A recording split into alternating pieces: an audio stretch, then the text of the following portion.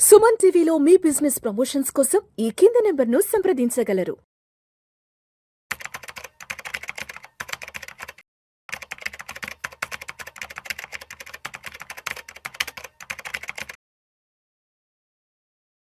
నమస్తే, welcome to Suman TV. నేను విష్ణు.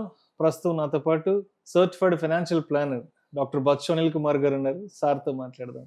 అనిల్ గారు నమస్తే సార్. నమస్తే విష్ణు గారు. Welcome to Suman TV and welcome to Vishnu talks. Thank you అండి. Thank you so much for being with Vishnu talks. Thank you అండి. సో అనిల్ గారు, ఈ వీడియోలో కాస్త డీటెయిల్గా సిబిల్ స్కోర్కి సంబంధించి రీసెంట్గా వచ్చిన కొన్ని గైడ్ లైన్స్ గురించి మాట్లాడదాం. రీసెంట్గా reserve bank of India CIBIL స్కోర్కి సంబంధించి కొన్ని లేటెస్ట్ గైడ్ లైన్స్ని ఆన్ బోర్డ్ చేయబోతున్నాం అంటూ కూడా అనౌన్స్ చేశారు. సో ఎటువంటి కొత్త గైడ్ లైన్స్ని తీసుకురాబోతున్నారు? ప్రతి ఒక్కరూ తప్పనిసరిగా తెలుసుకోవాల్సిన విషయాలు ఏమున్నాయి దీంట్లో? సో ఫస్ట్ థింగ్, ఈ సిబిల్ అనేది ఇప్పుడు అందరికీ ఒక ఇంపార్టెంట్, మార్క్స్ ఎంత ఇంపార్టెంటో సిబిల్ కూడా అంత ఇంపార్టెంట్ అయిపోయింది. మన స్కోర్ 750 కైనా పైన లేకపోతే లోన్స్ రావట్లేదు. సో మీకు 900 మ్యాక్సిమం, 750 నుంచి 900 మధ్యలో ఉంటే లోన్స్ ఈజీగా వస్తాయి. దానికన్నా తక్కువ ఉంటే కష్టం. ఆరు వచ్చినా ఎక్కువ ఇంట్రెస్ట్తో కట్టాలి, ఎక్కువ డాక్యుమెంటేషన్ అవన్నీ చేయాలి. సో ఇప్పుడు ఏంటంటే ఒక మేజర్ ప్రాబ్లం ఏముండింది, ఇప్పుడు కరెంట్లీ సిబిల్ అనేది నెలకు ఒకసారి అప్డేట్ అయ్యేది. ఆ నెలకు కూడా అంత స్ట్రిక్ట్గా ఒక్కోసారి డీలే చేసినా అయిపోయేది అనమాట. అంటే మీరు ఎప్పుడు సపోజ్ ఒక మిస్డ్ పేమెంటే అనుకోండి, క్రెడిట్ కార్డ్ పేమెంటే అనుకోండి, ఆర్ ఎటువంటిదైనా సరే మిగిలిన మినిమం ఒక 30 to 45 days పట్టేది స్కోర్ అప్డేట్ అవ్వడానికి. మీకు ఏదైనా లోన్ అర్జెంట్, సపోజ్ మీరు ఒక కార్ లోన్ తీసుకున్నారు, కార్ లోన్ ఉంది ఆల్రెడీ మీకు, ఇప్పుడు హోమ్ లోన్కి వెళ్ళారు, కార్ లోన్ కట్టేశారు, కట్టినా అప్డేట్ అవ్వడానికి 45 days పట్టేది మినిమం. సో ఇప్పుడు అలాంటిది కాకుండా ఫస్ట్ థింగ్ ఏం చెప్పిందంటే సిబిల్, మన ఆర్బీఐ కొత్తగా ఏం చెప్పిందంటే ఈ సిబిల్ ఒకటే కాదు, మిగిలిన అన్ని క్రెడిట్ రీసెర్చ్ ఏజెన్సీలు అన్నిటికి కూడా ఏంటంటే క్రెడిట్స్ వాటికి 15 రోజులకు ఒకసారి, అంటే ఎవ్రీ మంత్ 15th ఫస్ట్కి కంపల్సరీ అప్డేట్ చేయాలి. ఇది ఆర్బీఐకి అప్డేట్ చేయాలి, స్కోర్ కూడా అప్డేట్ చేయాలి. సో దేర్ బై ఏంటంటే ఏదైనా అప్డేట్స్ ఏవైతే ఉంటాయో చాలా ఫాస్ట్గా అయిపోతాయి. సో దీనివల్ల ఏంటంటే మనకి ఏదైనా వెయిట్ చేయాల్సిన అవసరం లేదు. మనము suppose credit card balance carry forward చేసినా కానీ ఏవైనా సరే ఇమ్మీడియట్గా అప్డేట్ అయిపోతాయి. సో ఇప్పుడు నెలకి ఏంటంటే 2 సార్లు అప్డేట్ వస్తుంది. సో దీనివల్ల ఏంటంటే ఒకటి మంచిది, ఏది తొందరగా అప్డేట్ అవ్వడం, కానీ సెకండ్ ఏంటంటే మనం కూడా చాలా జాగ్రత్తగా ఉండాలి. మనది ఇమ్మీడియట్గా అప్డేట్కి వెళ్ళి సపోజ్ ఒక మనం ఈఎంఐ మిస్ అయ్యాము, క్రెడిట్ కార్డ్ పేమెంట్ మిస్ అయ్యాము, or personal loan payment miss అయ్యాము, దాని ఎఫెక్ట్ అనేది ఇంతకుముందు ఒక 1 month పట్టాల్సింది ఇప్పుడు ఇమ్మీడియట్గా అయిపోతుంది, ఎందుకంటే ఎవ్రీ 15th అప్డేట్ అయిపోతూ ఉంటుంది. సెకండ్ వచ్చేసి ఇంకోటి ఏంటంటే ఇప్పుడు రియల్ టైం అప్డేట్స్. సో ఏమైంది, ఇంతకుముందు ఒక్కోసారి బ్యాంకులు మన పేరు మీద క్రెడిట్ ఎంక్వైరీ చేసినా మనకు మెసేజ్ వచ్చేది కాదు. బట్ ప్రతి ఎంక్వైరీ వల్ల 1-2 పాయింట్లు తగ్గిపోయేటి. అంటే ఈవెన్ నువ్వు లోన్ తీసుకోకపోయినా సరే ఎంక్వైరీ రేస్ చేస్తే చాలు, అది హార్డ్ ఎంక్వైరీ అంటారు అనమాట. హార్డ్ ఎంక్వైరీ వల్ల కంపల్సరీ పాయింట్స్ తగ్గేటి. సో ఇప్పుడు అలా ఎవరు చేసినా సరే నీకు ఇమ్మీడియట్గా రియల్ టైం నోటిఫికేషన్ వస్తుంది. ఇంతకుముందు కొన్నిసార్లు వచ్చేది, కొన్నిసార్లు రాకపోయేది, బట్ ఇప్పుడు కంపల్సరీ చేసిందా ఆర్బీఐ. దానివల్ల ఏంటంటే అన్ని ఏజెన్సీలు ఏవైతే ఉన్నాయో, ఇటు సిబిల్ కానీ, ట్రాన్స్ యూనియన్ కానీ, ఎవరైనా సరే నువ్వు ఏదైనా బ్యాంక్ కానీ, ఏదైనా ఎన్బిఎఫ్సి కానీ నీ పేరు మీద, నీ ప్యాన్ మీద ఎవరైనా లోన్ కోసం అప్లై చేశారంటే ఇమ్మీడియట్గా రియల్ టైం నోటిఫికేషన్, దట్టు ఏ బ్యాంకు ఏ ఇన్స్టిట్యూషన్ చేసిందనేది కూడా కంపల్సరీ చేసిందనమాట.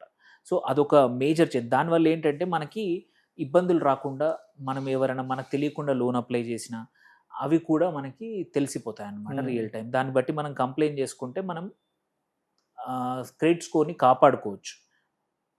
సో ఇంకొకటి తర్వాత కూడా ఏంటంటే ఇంకొకటి స్టాండర్డైజ్ రిపోర్టింగ్ చేసింది. సో స్టాండర్డైజ్ ఏంటంటే మీరు ఇప్పుడు చూసుకుంటే మార్కెట్లో 3-4 క్రెడిట్ బ్యూరోలు వచ్చాయి. ఇంతకుముందు ఒక సిబిల్ ఒకటే ఉండింది. సో ఎక్కడ చూసుకున్నా మీ స్కోర్ సేమే ఉంటుంది. ఇంతకుముందు అవకాశం కాకపోయేది, ఒక్కొక్క దగ్గర ఒక్కొక్క చోట ఇంకో రకంగా ఉండేది. సో ఇప్పుడు అది కూడా ఒకటి మారింది. సో అటు మంత్లీ 2 సార్లే కాకుండా real time notification plus standardise reporting. And ఇంకోటి ఏంటంటే కంపల్సరీ సంవత్సరానికి ఒకసారి ఫ్రీగా క్రెడిట్ రిపోర్ట్ నువ్వు మనకి ఇవ్వాలి, మనం అడిగితే. దే కెనాట్ స్టాప్ ఇట్ అనమాట. అంటే దానికి పేమెంట్ చేయండి అని చెప్పడానికి లేదు, కంపల్సరీ. ఇంతకుముందు ఆప్షనల్గా వాళ్ళ బిజినెస్ పెంచుకోవడానికి వాళ్ళు ఒక ఫ్రీగా ఇచ్చేవాళ్ళు, కానీ ఇప్పుడు కంపల్సరీ చేశారు. సో దాంతోపాటు ఇంకొకటి ఏం జరిగిందంటే ఇప్పుడు స్టాండర్డైజ్డ్ మీరు ఏమన్నా డిస్టర్బెన్స్ ఉంది, డిస్క్రిపెన్సీ ఉంది. మనం లోన్ కట్టాము బట్ కట్టలేదు అంటున్నారు, ఆర్ మనం ఒక ఈఎంఐ కట్టాము ఏదైనా ఏదైనా సరే డిస్ప్యూట్స్ ఉన్నప్పుడు ఇప్పుడు ఆ డిస్ప్యూట్స్ రెజల్యూషన్ చేయడానికి 3 నుంచి 6 నెలలు కూడా పడతా ఉన్నాయి. దానివల్ల ఏంటంటే ఒకటి నీకు ఇంట్రెస్ట్లు పెరిగిపోతూ ఉంటాయి, అన్ని రోజులు నీ negative credit score, CIBIL score అనేది అట్లాగే డౌన్ ఉంటుంది.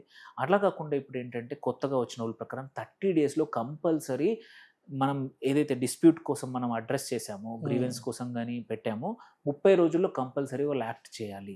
ఏది క్రెడిట్ బ్యూరో చేయలేదనుకోండి, సిబిల్ కానీ వీళ్ళు చేయకపోతే కంపల్సరీ ప్రతిరోజు 100 రూపాయలు అడిషనల్గా వాళ్ళకి ఫైన్ పడుతుంది, మనకు కాదు. సో దేర్బై ఏంటంటే క్లయింట్స్కి, కస్టమర్స్కి ఎవరైతే మనకి ఎప్పుడైనా తెలియకుండా మిస్చార్జ్ అయినా కానీ ఏమైనా జరిగినా కానీ మనం కంప్లైంట్ చేసినా కానీ వాళ్ళు కంపల్సరీ ఫాస్టర్ రికవరీ అవుతుంది, ఫాస్టర్ యాక్షన్ తీసుకుంటాము. దానివల్ల ఏమవుతుందంటే ఈజీ అవుతుంది. కొంచెం ఈ ఇబ్బందులు నెలల తరబడి, కొద్దిమంది నెలల తరబడి చూస్తూ ఉంటాం, సిబిల్ వెనకాల తిరుగుతూ ఉంటారు, మెయిల్స్ రాస్తూ ఉంటారు. సో అలాంటిది లేకుండా ఈజీగా అయిపోతుంది అన్నమాట. సో ఇదంతా మంచిదేనా అంటే లేదు, మంచి దాంతో పాటు దీనివల్ల ఇబ్బందులు కూడా ఉంటాయి. ఇంతకుముందు టైం పట్టేది, మన ఏదైనా పేమెంట్ మిస్ అయినా ఏదైనా జరిగినా కానీ. ఇప్పుడు అలా కాదు, నువ్వు ఎటువంటి వేవ్ చేసినా సరే ఫాస్ట్గా అప్డేట్ అవుతాయి, ఫాస్ట్గా. ఎందుకంటే ఎవ్రీ 15 డేస్ కోసం వెళ్ళిపోతుంది. నువ్వు 14th నాడు మిస్ చేసావంటే 15th రోజు నెక్స్ట్ డే నీ సిబిల్ స్కోర్ అప్డేట్ అయిపోతూ ఉంటుంది.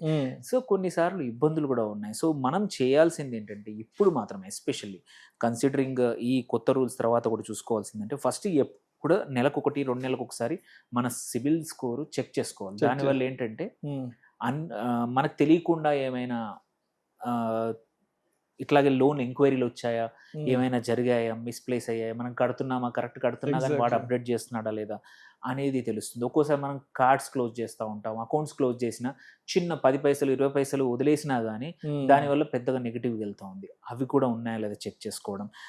దాంతోపాటు మనం ఈఎంఐలు ఎలాగో టైమ్లీ కట్టుకోవాలి, ఇప్పుడు ఇంకా ఎసెన్షియల్ ఇప్పుడు దాని తర్వాత. అట్లాగే ఫోన్లో కానీ బ్యాంక్లో కానీ నోటిఫికేషన్స్ చూస్తూ ఉండాలి, ఎవరన్నా ఎంక్వైరీ మన మీద పెట్టారా లేదా అనేది మనది కూడా అదొకటి. అట్లాగే పాత లోన్ క్లోజ్ చేశారా లేదా అని 15 డేస్లో చెక్ చేసుకోవచ్చు, అది కూడా చేసుకోవాలి. ఇప్పుడు మనం ఒక క్రెడిట్ కార్డ్ మీద ఒక ఈఎంఐ తీసుకున్నాము, ఆర్ పర్సనల్ లోన్ తీసుకున్నాము, టయానికి వాడు అకౌంట్ క్లోజ్ చేశాడా లేదా అనేది కూడా మనకి తెలియాలి అక్కడ. సో అది కూడా లాగిన్ చేస్తే తెలుస్తుంది.